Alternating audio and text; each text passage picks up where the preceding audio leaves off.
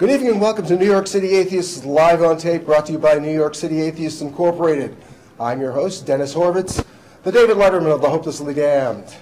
We are taping, as we try to do every year, from the American Atheists Convention. This is the 35th Annual American Atheists Convention in Atlanta, Georgia.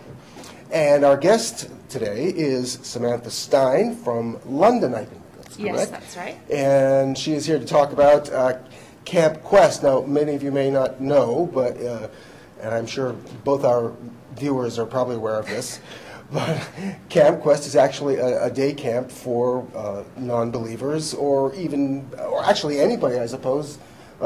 Just doesn't have a religious theme, and it's without a religious theme being forced on them.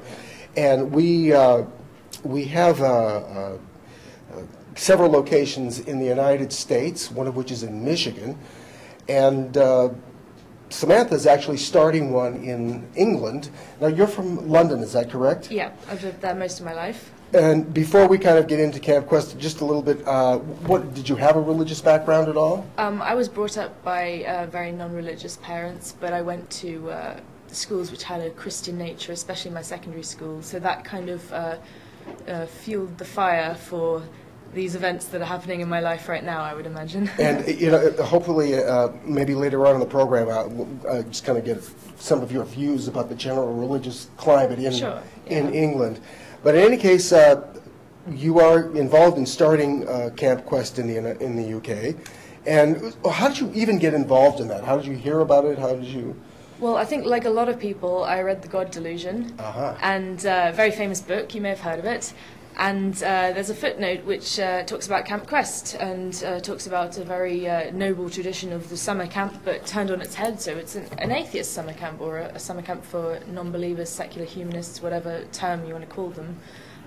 So I think I was looking for a summer job, and I went online and started emailing Len, who's the Michigan director. Mm-hmm. And before I knew it, I was on a plane to Detroit for no pay for a week. Surrounded by bugs in the Michigan forest. So can't ask for more than that. No. Well, that's my idea of pure bliss. Now, do you actually have a background of working with children at all? Or? The previous year, I'd worked in a summer camp all the summer for 10 weeks. So that was really my background, and I volunteered a bit in schools, but I don't have any children, so it was really none of mine can find me. So I worked that out well. Do they still call them holiday camps in England? They call them. Well, we don't really have the same traditions, so I guess they're called summer camps or residential activity centres. Yeah, well, I know that they used to have. I guess they used to have them in Blackpool, the northern part of England, around Manchester, and parts of northern. So you wound up in Michigan, and you said you spent a week there. Yeah. And what kind of what kind of activities were you engaged in with? Well, they have the completely regular summer camp activities, canoeing and zip line and horseback riding and all those kind of things that make camp fun and that kids like to do and get dirty. But mingled with those, we had activities such as we talked about logical fallacies. Edwin Kagan was there, and Edwin likes to make a spectacle of these things. So we had a few visits from some deities. The shy and retiring Edwin Kagan. Yes. And there was a lot of discussion. Actually, I gave a presentation on Fibonacci numbers. And run that by me again. I'm sorry? Well, you gave a presentation on what? Fibonacci numbers? I think I've heard that expression before, but if you would enlighten me. Well, I got most of the information from Wikipedia the hour before this presentation. Excellent. But it's the principle that there's this golden rule that governs a lot of the properties of nature. And it was I was sort of getting at, isn't this evidence for a design? To try and stimulate some discussion, and the kids really responded well to that. So hopefully we'll do similar things in Camp Quest UK. Right. So I see you prepare for your interviews like I do mine. So that's an hour before. In any case, so you wound up going to Michigan, and I guess while you were there, you must have just picked up some kind of blueprint or a kind of a template for Well, there is extensive documentation written by Edwin on how to set up a Camp Quest, but I think it was the luck of the councillors that happened to be there. It was a very interesting mix with the Kagans and with Dave Silverman. Dave Silverman, who is the media coordinator for American Atheists. And with John and Fran Welty, who I believe they run FIG. Is that right? FIG. The Free Inquiry Group. Ah, yes. In Cincinnati. I'm really sorry if that's wrong, by the way. So it was a very interesting group of people, and I guess it really kind of fueled my enthusiasm for. I hate to say this term, but atheist activism. Right. Maybe let's not label it like that. Yeah, labeling it is it's kind of uncomfortable to label anything like that, but I guess it's just one of those necessities. Yeah. For the time being, we have to kind of resort to that. Now, by the way, if you're interested in Camp Quest, you should just go into any search engine, Google, Yahoo, whatever, and just type in Camp Quest, and I'm sure that will Camp Quest UK come up also as well? Sure. Now, you're going to be launching this in July, is that correct? Yes, it's our first camp in July. So for our extensive audience of British viewers, you can go into it'll bring up Camp Quest if you go into Google or whatever, and I guess all the locations now. Yeah, there's a central website which has all the links on it. And you're going to launch this in July. Now, I overheard you discussing something before with someone.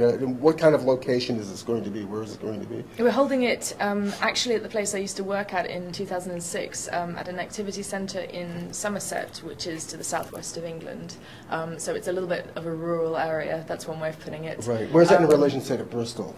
It's not far from Bristol at all. So and Bath, that whole area. So the camp itself, it's on a great site. There's a little river running through it, and a river runs through it. Yeah. How quaint! How quaint! I love that. I love that. It's only waist high though, so no one's going to drown. Hopefully, okay. So it's a great location. We're really excited about it. Is the fishing good? I don't think there are many fish in that river, to be honest. Okay. Well, not unless you stock it, I guess. Yeah. Now. As far as making people aware of Camp Quest, how did you go about generating publicity? Well, I guess the way that we've been generating publicity is very much the way that I've recruited my volunteers. So I started out, I think the first place I posted was on the Richard Dawkins forum, and I found a couple of people there, and then they had a few friends, and it's just been spreading mostly by word of mouth. I haven't really invested a pound into advertising. That's not to say we wouldn't like a few donations, but it's been very much a grassroots movement, which is kind of exciting in a way. Right. Well, due to the public access laws that we have to abide by in order to show this program in New York, we can't actually ask for money. Oh yeah, I wasn't soliciting. But if you are interested, of course, if you go to, like I said, if you call up Camp Quest on Google, or you go to Richard Dawkins' site, and eventually you will be led in that direction, and anyone interested in that kind of thing, and you need more information, you can find that. But I think it's just great that you actually haven't spent any money, and that word of mouth, has that been effective, really? Well, we have about a third of our places filled already. Wow. So, yeah, I guess it has been effective so far. How about personnel, as far as, counselors and directors?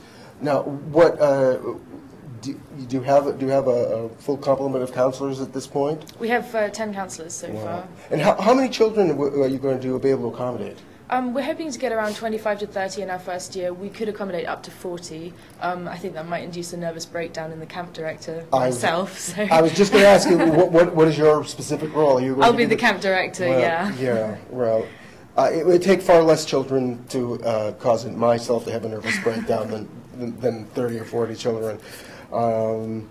Now, this whole, I said earlier in the show, by the way, I apologize, I have a cold, so my regular viewers are probably used to my mumbling and incoherence, but if you're a new viewer, that's the reason. That's what I'm sticking to anyway. So, I forgot what question I was going to ask. Oh, yes, generally you were inspired to do this because I guess of the background, the kind of religiousness in traditional British society, is that correct? Well, I think it was very much as a result of my schooling, which I'm sure wasn't their intention at the time. No. When they made me go to chapel every morning, I'm sure they didn't really intend for me to turn out this way. But I've never had belief in any gods, and so it was a little bit hard for me when I was 12 or 13 and I started at the school. And they had a chapel on campus, which we had to go to every morning for 15 minutes. And it was a very alienating experience. Do they have chapel generally don't they have chapel in almost all British schools? Well, I went to a private school, right. So they don't have to abide by the same laws. But there is a law in England where there must be a communal, collective worship of a broadly Christian nature. That's the specific legislation. Not all schools abide by this, obviously, since we have a few Muslim schools. But that is the law. Right, and now isn't there some kind of rule that they've got to, if they're going to provide religious facilities for one religion, now they've got to do it for others? Isn't it? Well, it's turning into that, yeah. Because obviously the UK is technically a Christian nation, so right. The Church of England is the most prevalent in the faith schools, at least. Right. But we have a lot of Catholic faith schools, I believe, and Muslim faith schools, and I think they just opened the first Hindu one. And they also, I think, it's Jewish schools as well. There's a couple, yeah. There's not many of the minority religions, but they are opening more. The government wants to expand this rather than to try and stop it. Right. And I think that's the trouble with any kind of theocracy, is that even if it's attempts to be benign and all-encompassing, sure. It becomes problematic, whereas you have just a straight secular government and society, then you kind of let the various religions fend for themselves, and you don't have to provide for one at the expense of another, and you don't have to hear from people, basically, which is such a wonderful, blissful situation. But England is rooted in religious tradition. Of course, Her Majesty is the titular head of the English Church, which is the defender of the faith. The defender of faith. Are they? It seems to me I remember hearing something about they're trying to remove her from that position, or maybe I get my information. I mean, there's been talk of that for a while. I don't see it happening for a very long time, but more recently, with the discussion about faith schools becoming a big item in the media, there has been sort of rumblings of talk of disestablishment. I'm not convinced when it will happen, especially since our last two prime ministers have been very keen and very pro-religious. Right. Well, Tony Blair converted to Catholicism. Yeah, that's after he stepped down as prime minister. So that's kind of a new development. Right. Well, I guess this is separate. I've also heard that there's kind of a growing sentiment just to remove the monarchy entirely.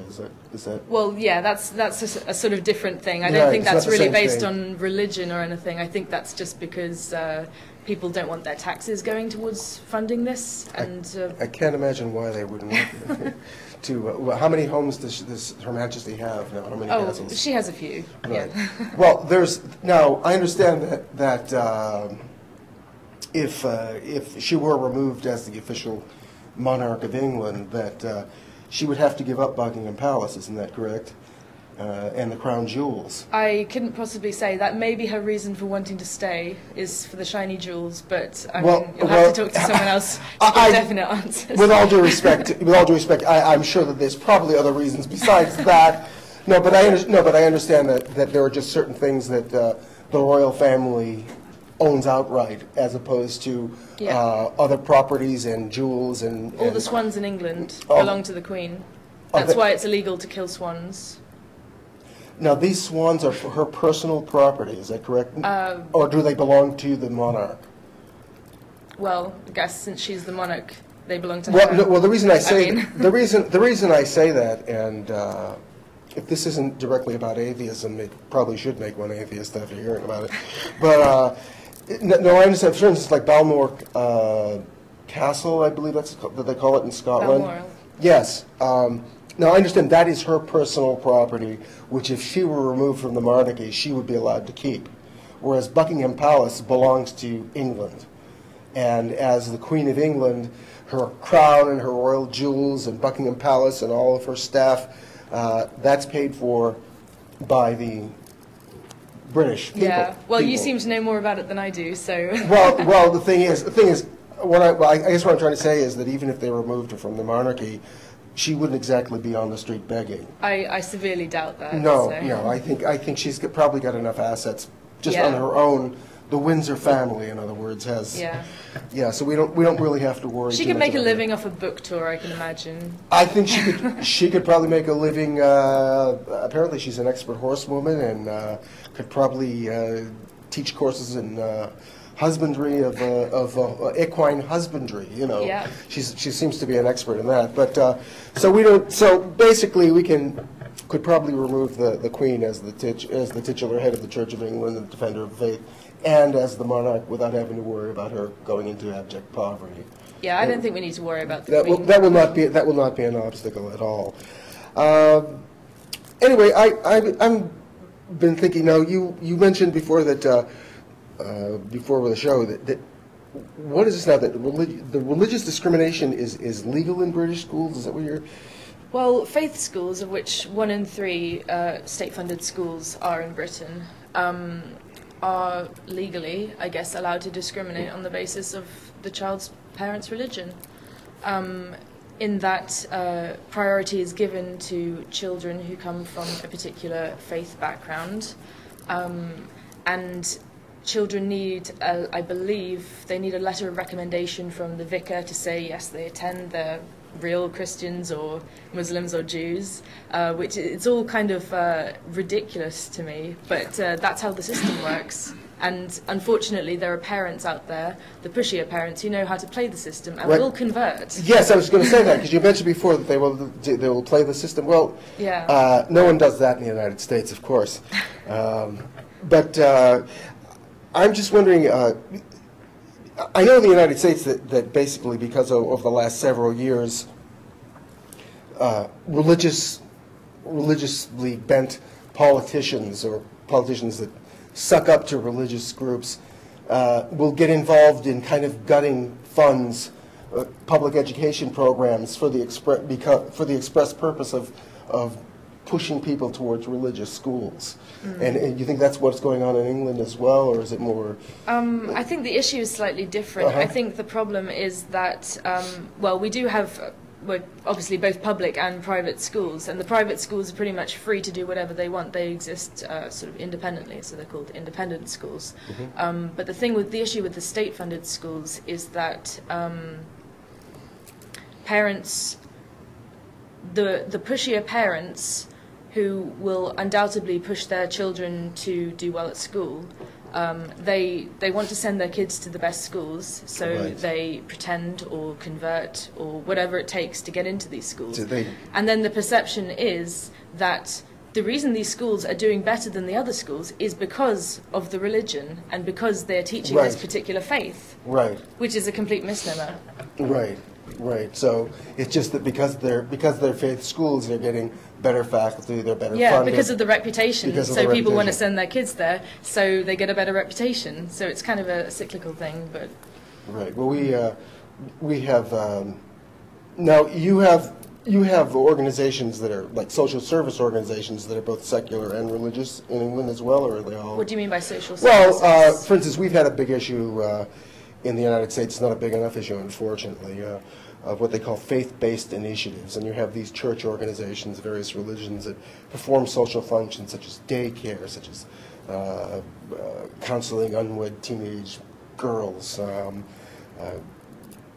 general health issues. And under this program, various religious organizations can apply and get aid from the government to perform what is supposed to be secular services, even though they're religious organizations. And of course, this may come as a surprise, but they kind of cheat. They a lot of proselytizing goes along with it. And not only that, but in many cases, and they're not subject to the same kind of scrutiny and regulation that a a secular organization doing the same services would be. For instance, sanitary conditions in some states. Sure. The very fact that they're a religious organization exempts them from any kind of state inspectors going in there and making sure that the kitchen is clean, or if they're giving, or that qualified personnel are administrating services, registered, certified social workers, for instance, that kind of thing. And I'm just wondering if that goes on in England as well. Or I don't really think that there's an equivalent. The nearest I can think of is charities, because a lot of religious organizations are charities, sure. And it is a lot easier for a religious organization to become a charity than it is for a secular organization, sure. to do so. If we were a summer camp that our primary objective was to spread the word of Jesus, that would be grounds for charitable status. But if we're a summer camp whose objective is to educate children, then somehow that's not. I mean, it is charitable, but a lot of our objects are, good. They're good ideas for children's education, and yet they're not seen as inherently charitable because we don't have religion to back it up. Yeah. Well, in the United States, I don't know if we've made any progress in evening it out, or making religious organizations accountable in the same sense that secular organizations are, and it's just really too bad, because I'm certainly not painting them all with the same brush, but in some cases you would have religious organizations providing these services and getting away with state violations that would shut a secular group performing the same services, that shut them down instantly. Mm. And so we're, of course, atheists and free-thinkers in the United States, of course, are trying to get the Obama administration to look at this more closely, which they kind of have said they would. I don't know if we've made any progress. What do you think, Ken? Ken doesn't know. If Ken Braunstein doesn't know, if our president doesn't know, then... Well, we got identified. Yeah. That's the key progress. The main progress we've made is that President Obama, in his inaugural speech, acknowledged non-believers. I was actually watching that at the time, and as soon as he said that, I went, yes. Yeah, we all did too. It was, yeah. When he was in Turkey recently, he left us out. Yeah. Well, I don't know. I don't know the word. Progress is going to be slow, I suppose. I hate to be in a position where we have to be grateful for every crumb that drops off the table. Yeah. But hopefully, we're going to get more people involved. And now, you said, to reiterate, Camp Quest is going to be launching in England in July. That's right. And you're going to be You're going to accommodate. You've had 30 children signed up already. We've had 10 children signed up. We have space for 30. You have space for 30. Yeah. So you think you're maybe about 5 children short of a nervous breakdown? Something like that. Something like that. I don't know what the exact tipping point will be, right. but we'll see. What are the age of the children? Well, originally we sort of said between 8 and 15, but then we had one of the councillor's sisters who's 17 and wanted to come, so we said, yeah, sure, she can come. And then we had a family who have 7, 8, and 9-year-old boys who do everything together, so we were like, yeah, okay. If they want to send their 7-year-old and they think that he's mature enough, then I don't have a problem with that. Well, you'll find out, won't you? Well, yeah, exactly. It's a test run this year. It's a test run. And now, I'm sorry. You said you had how many counselors altogether? How many staff? We've got 10 so far. 10. Yeah. So it's a 1-to-1 camper to staff ratio at the moment. You get excellent childcare. 1-to-1. I mean, I suppose if you're in England and you want to send your children to a secular, non-religiously affiliated summer camp, this is probably the time to do it. So they're going to get just about one-on-one. We'll be inundated from next year on, I can imagine. Would you accept anyone from America? Absolutely. If Americans want to come on holiday and the parents want to go travel around London while they send their kids to camp. What a great idea. Yeah, so if you're planning on a trip to England this summer. You get a 10% discount from the camp? We'll talk. We'll talk, yeah. So, no, that's a very good idea. The dollar is getting much stronger right now. Exactly. It's a great time to visit England. It is a great time to visit. But but hopefully we'll get these Camp Quests established all over the world. And I mean, that's a great idea. Yeah. So that if people have young children, or into their early teens, and they want to have something for them to do overseas, wherever overseas is for them. Yeah. They can have Camp Quest without having to worry about putting them someplace that's got that religious indoctrination or underlying unwanted messages and influences. And making kids feel paranoid and all that kind of stuff. Well, there's actually talk. One of our counsellors is from Switzerland, Germany originally, and there's talk of him possibly continuing the expansion trend and setting up a Camp Quest in Germany or Switzerland. So maybe from then on it'll spread like wildfire throughout Europe, and it won't be long until we get Camp Quest Saudi Arabia, I'm sure of it. Yeah, that'll be, yeah. I would actually pay just to go there, just to see that. Just to see that. Camp Quest Saudi Arabia, that would be, Camp Quest Indonesia, that would be amazing. Getting back to, and again, I'm just asking for your observation. My impression of the last several years has been that, hopefully, this is going to have to be a one-word answer. Because we're running out of time. No, but generally, it seems like that Europe tends to be more, certainly if not atheistic, certainly more secular. Right. But there have been from what I understand, there are small pockets of backlash that seem to be growing. Is that correct? Yes, and I think that comes from two sides. I think Christians are becoming influenced and getting ideas from the Christian right in America, and I think that in Britain especially, we're also affected from a lot of Muslim immigrants who are first generation, second generation, third generation, and I think that that's very much more of an issue than it possibly is here in America.